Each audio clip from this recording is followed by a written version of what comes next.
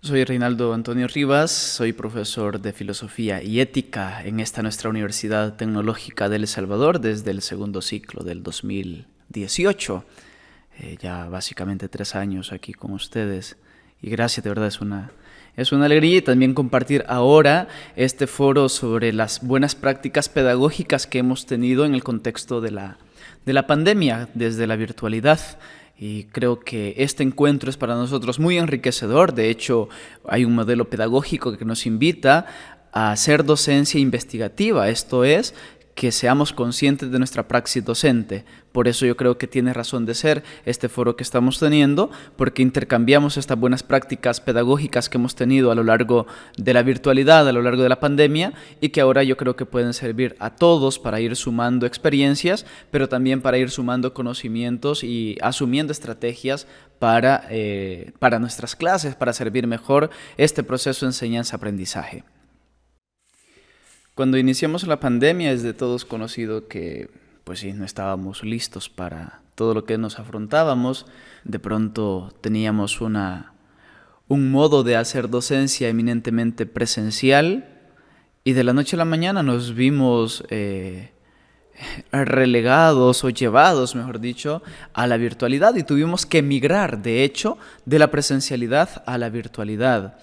Y recuerdo perfectamente que el día sábado, posterior al decreto de cuarentena estricta, nos comunicaron de la Escuela de Antropología de nuestra universidad que podíamos ir para introducirnos, un poco inducirnos al uso de las plataformas del aula virtual de nuestra universidad.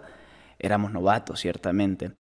Recuerdo que iniciamos clases y todo, yo no podía tener acceso a grandes herramientas en ese momento, insisto, yo era de docente 100% presencial y de pronto tenía ya que estar inmerso en el mundo de la virtualidad. Yo me fui para donde mi familia, me fui al campo, al cantón, soy de un cantón de Hilo Vasco.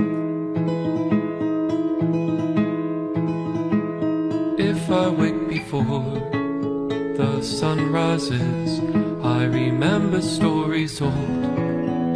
Y en mi cantón no tenemos internet, no tenemos acceso a grandes tecnologías, incluso la señal de celular es sumamente baja, es malísima. De modo que tuve que comenzar a improvisar los espacios, buscar los espacios donde tenía buena señal para poder servir las clases. Una ocasión incluso me tocó irme en la noche a un cerro que está atrás de la casa porque allí en la casa por algún motivo esa noche no había señal. Entonces agarré mi computadora, mi teléfono, el trípode y fuímonos allá al cerro para poder servir la clase de 6 de la tarde. O sea, una experiencia bonita, ciertamente. Y como no podía mantenerme conectado todo el bloque de clase, dando la sesión sincrónica, haciendo una videollamada, entonces comencé a recurrir a herramientas improvisadas en ese momento, pero que tuve que descubrirlas en el camino por la necesidad de responder a la situación. Entonces comencé a utilizar programas así bien básicos para grabar mis clases. Primero solo la grababa como audio, grababa los audios de 20 minutos, 25, 30 minutos. Luego me conectaba con los chicos por medio del chat de Teams y comenzábamos a tener el debate de lo que habían escuchado en mis audios.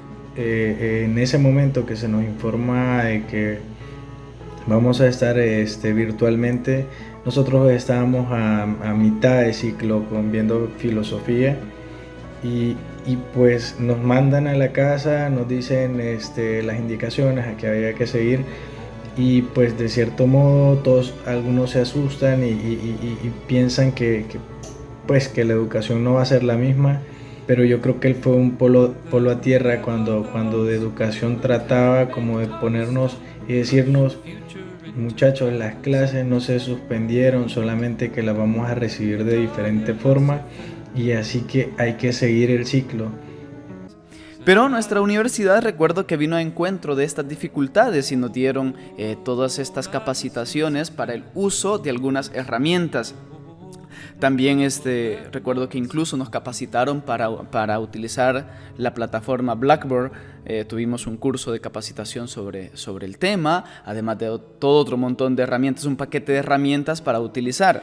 Además de los cursos que nuestra universidad, las capacitaciones que nuestra universidad nos brindó, también busqué otros modos, ¿no? Y así hice un diplomado en docencia virtual con la Universidad de Salamanca, lo hice obviamente en línea.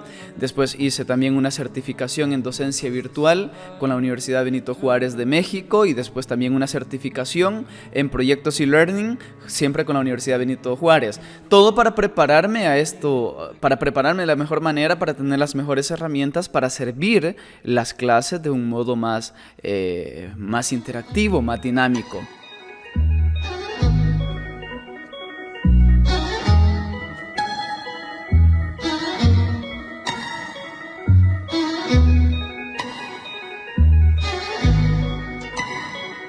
Inventar un espacio también, una plataforma ahí debajo de un árbol para poder servir la clase en un lugar, en un ambiente más tranquilo. El cantón para mí ha significado de verdad un retornar. Ciertamente la pandemia fue un migrar de la presencialidad a la virtualidad y para mí significó ir de la ciudad al campo, retornar eso, irme al campo, irme al cantón, disfrutar el espacio verde, disfrutar la quebrada, disfrutar todos esos espacios bonitos y desde allí servir las clases. Yo creo que esa es una de las experiencias más bonitas que hemos logrado tener en pandemia. Una experiencia que recuerdo bonita de estas cosas así rudimentarias, pero que fueron de mucha ayuda en esto de lo virtual, en un tema que es bastante complejo desde el punto de vista de la filosofía, es el tema de la ideología en Marx. Como sentí que con los chicos de pronto habían algunos vacíos para comprender todo, vacíos metodológicos, entonces recuerdo que hice un video utilizando una cuestión tan rudimentaria: 2 losas de cerámica. O sea, eran 2 losas de cerámica blanca que estaban ahí en la casa. Entonces, esa la utilicé. Hice recortes de texto del tema. Saqué una fotografía de Marx, hice los esquemas y con el plumón, con el marcador, hice las flechas de conexión para generar un mapa conceptual de ese tema. En 9 minutos sinteticé lo que habíamos visto en 4 horas. Recuerdo que varios chicos, la mayoría de los chicos de la clase, me escribieron y lo comentaron en la clase que agradecían esas herramientas que estaba poniendo a disposición de ellos. Insisto, eran cosas tan rudimentarias. Ahora, podríamos decir, ¿y esto qué tiene de exitoso? ¿Qué tiene de extraordinario este tipo de experiencias? Realmente yo creo que lo extraordinario consiste en saber utilizar las cosas básicas, las cosas ordinarias, de modo extraordinario. Hola, Lick. Le agradezco bastante porque fue un gran licenciado, la verdad. Fue de los mejores licenciados que he conocido y de los pocos que veo yo que se interesa bastante porque sus estudiantes aprendan. La verdad es que tiene una metodología que nos ayuda bastante, como ya se lo recalqué bastantes veces. La metodología que usted ocupa no es solamente ir y dar una clase, usted se enfoca bastante en que nosotros como estudiantes de verdad aprendamos, en que participemos, en que no nos quedemos con las dudas de las cosas, en que siempre tengamos claro y que no tengamos miedo de decir que algo no lo hemos entendido o que algo no nos ha quedado claro. Hey, Reinaldo, ¿cómo está? Mucho gusto de saludarle. Recuerdo que en la metodología, más que todo por lo de la pandemia, ha sido súper interesante, súper genial. Creo que ha sido uno de los mejores docentes que me ha tocado. Y lo importante ha sido más que todo saber cómo tener esa relación de docente-alumno. Y lo importante y lo chivo ha sido que la relación entre usted y nosotros ha sido súper genial. Antes de iniciar la clase, siempre era preguntar, saludar y de cómo estábamos, cómo nos iba, cómo nos había ido el día anterior. Con sus clases cambió la mentalidad de mi persona, reaccionando a muchas preguntas y teniendo en cuenta o consideración algo importante del porqué de las cosas. Hola Lick, buenas noches. Me gustan mucho sus clases porque son clases muy interactivas. Me ha gustado bastante todo lo que he aprendido en su clase en general porque esto no me ha servido no tanto solo en mi vida cotidiana, sino que también en mi trabajo, situaciones que yo he afrontado en mi trabajo que con su materia pues me han quedado bien claras y he tenido un punto de vista más equilibrado. Otra cosa que me gusta bastante de su materia es los parciales. Es por el objetivo de que mayormente los parciales en otras materias son como de seleccionar la respuesta correcta, subrayar. En cambio, en su materia es como motivar al estudiante, motivarnos como estudiantes a que pensemos, a que analicemos y tengamos un punto de vista crítico en cuanto a ciertos temas y puntos. Yo creo, si no el mejor, uno de los mejores que contamos en la universidad, porque él no llega al frente a inventar, o sea, él sabe, conoce el tema, y si alguien tiene una duda se la solventa y no dice después revisamos, sino que él solventa en el momento. Uno de los factores más importantes que a mi juicio han significado éxito en mi momento de servir las clases es lo que yo le llamo educar con empatía. ¿Qué significa educar con empatía? En primer lugar es saber identificar que detrás de la pantalla hay personas reales, con problemas reales, con situaciones reales, con aspiraciones reales. Y yo no estoy hablando a una pantalla, estoy interactuando con personas que tienen una conciencia, que tienen un pensamiento, que tienen un sentimiento y que también actúan en consecuencia. Siempre, al inicio de la clase, así como se iban conectando, les iba saludando y logré aprenderme el nombre de la mayoría de ellos. Ellos se sentían en una formación más personalizada. Preguntaba también cómo estaban las situaciones por sus pueblos, por sus cantones, por sus lugares de origen. Y comenzábamos esa interacción, a contarnos cómo estábamos. Uno nos contaba que el tráfico estaba así, otro que llovía por allá, otro que no les había llegado la bolsa solidaria, etc. Simplemente una cuestión de humanidad. ¿Cómo puedo hacer para acercarme a ellos aún en la virtualidad? Y a eso le llamo educar con empatía. ¿Cuál es el reto para la educación hoy en tiempos de pandemia? Y por qué no decirlo también hoy que nosotros estamos regresando gradualmente a la presencialidad. La pandemia nos ha enseñado mucho. Hemos aprendido como docentes, hemos resignificado nuestras praxis educativas, nuestros procesos de enseñanza-aprendizaje. Hemos asimilado distintos modos de hacer educación, de hacer formación, pero también creo que nos hemos topado con nuestras limitantes. Nos hemos dado cuenta que, como dicen en latín, non omnes possumus omnia. No podemos todo. ¿Cuáles son entonces los retos, los desafíos que nos presenta la educación virtual? Por una parte, creo que están los desafíos externos, como la conectividad, como la falta de disciplina, falta de autonomía en los estudiantes, pero también están aquellos retos para nosotros como docentes. Y yo quiero centrarme más en aquellos que nosotros tenemos como docentes. Los de los estudiantes, espero que tengamos un momento también para que podamos reflexionar al respecto. Pero como docentes se nos abre el reto de repensar nuestro modelo pedagógico.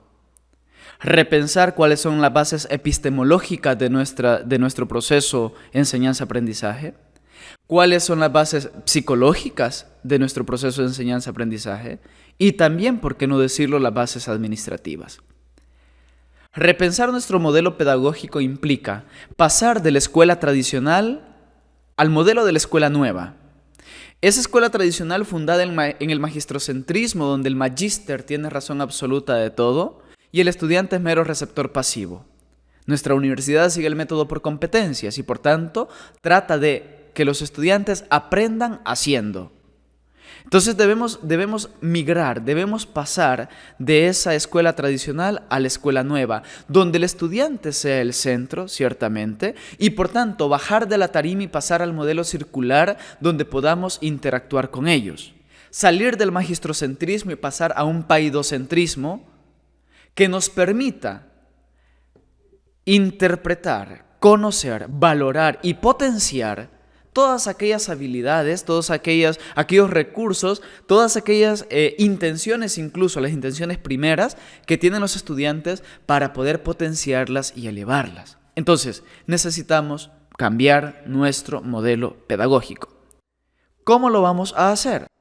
Creería yo que es de capital importancia pensar cómo estamos haciendo actualmente nuestros procesos educativos e impregnarlos de un nuevo sentido. ¿Y cuál va a ser este sentido que ahora estamos llamados a darle? La pandemia nos ha enseñado que no podemos seguir solo hablando, que necesitamos interactuar, que necesitamos empatizar, que necesitamos aterrizar, a bajarnos, o como dice el doctor Rubén Funes en su libro de Ética, a ejemplo del samaritano, aprender a bajarnos para levantar. Ese es el reto, bajar para levantar. Esto significa aprendizaje significativo. Debemos pasar de los modelos memorizadores, memotécnicos, donde el estudiante se le asigna una nota porque se aprendió de memoria algo. Debemos pasar a un modelo de aprendizaje significativo. Que los conocimientos que nosotros podemos transmitir de algún modo a los estudiantes tengan un sentido existencial para ellos. Y entonces habremos logrado que la triple competencia a la que le apostamos se cumpla en ellos. Competencias de conocimiento, competencias de procedimiento, competencias actitudinales para la existencia. Solo desde un aprendizaje significativo, nuestra labor docente tiene razón de ser. Si seguimos en el modelo tradicional, no habremos aprendido nada de la pandemia. Apostémosle, pues, a resignificar nuestra labor, a resignificar lo que hacemos. Y desde ahí, darle sentido también a la experiencia con nuestros estudiantes.